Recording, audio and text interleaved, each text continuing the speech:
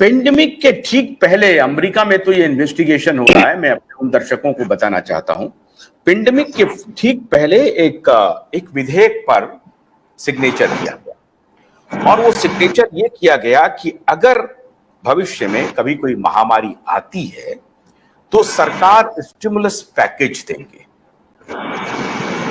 और जो सिग्नेटरी थे वो सिग्नेचर करने के बाद जो सेनेटर्स थे वो उसमें कुछ ने इस्तीफा भी दे दिया संभवतः, वो भी रिपोर्ट आया। और ये जैसे ही ये विधेयक वहां पास होता है कि महामारी के समय में आप किस हद तक, किस सीमा तक जाकर के स्टिमुलस पैकेज दे सकते हैं, $2 बिलियन दे सकते हैं, $3 बिलियन दे सकते हैं, $1 बिलियन दे सकते हैं। अमेरिका में उसके कुछ ही दिन के बाद पेंडेमिक ब्रेक हो जाता है। ब्रेक तो होता है इंग्लैंड में, ब्रेक तो होता है चाइना में, लेकिन उसके बाद अमेरिका में आना शुरू हो जाता है। और ये जो पूरा का पूरा कहानी था, वो कहानी ये था कि जब पेंडेमिक आएगी तो स्टेट ट्रेजरी से पैसा कैसे बाहर निकाला जाए, और जब हेवॉक क्रिएट होगा तो स्टेट ट्रेजरी से जब पैसा बाहर आएगा तो उसे फिर कैसे लूटा जाए।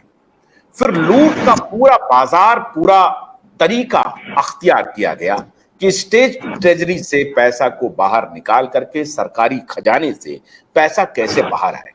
तो सरकारी खजाने से पैसा दो ही तरीके से बाहर आ सकता है, जब सरकार ये कहे कि हमारी स्थिति बहुत खराब होने वाली है और हमें पैसा का प्रबंध करना पड़ेगा और जो हमारे पास रिजर्व मनी है उसे हमें अभी बाहर निकालना पड़ेगा और हमें देश में इनफ्लो बढ़ाने पड़ेंगे, रिसर्च इनोवेशन में बढ़ाने पड़ेंगे, रिलीफ में बढ़ाने पड़ेंगे, हेल्थ केयर को ठीक करने में बढ़ाने पड़ेंगे।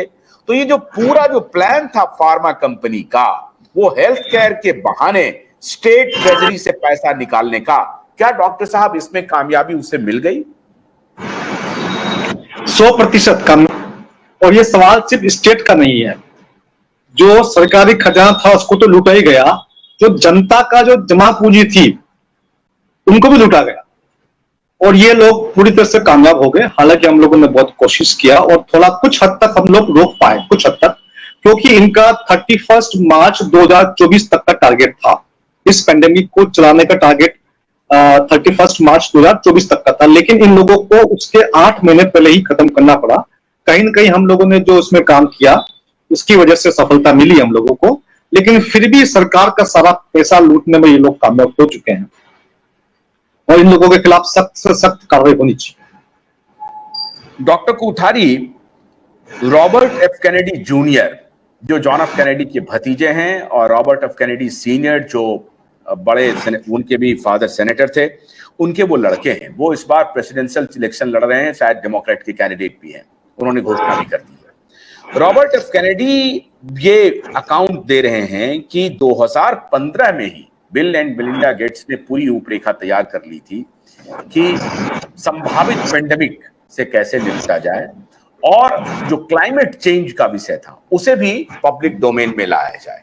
क्लाइमेट चेंज और पेंडेमिक, इसका हेवॉक क्रिएट करके कैसे बाजार को अपने कब्जे में किया जाए और कैसे अधिक से अधिक पैसा कमाया जाए, ये रॉबर्ट एफ कैनेडी अकाउंट में कह रहे हैं डॉक्टर कोठारी।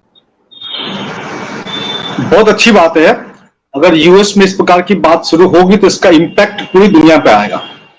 पूरी दुनिया के लोगों को अब जागरूक होना चाहिए और जो जो भी जिम्मेदार लोग हैं अपने अपने देश के अंदर, उनको कानूनी कार्रवाई करके एक बहुत बड़ी सजा उनको देनी होगी। अदरवाइज ये लोग दोबारा फिर हरकत करेंगे।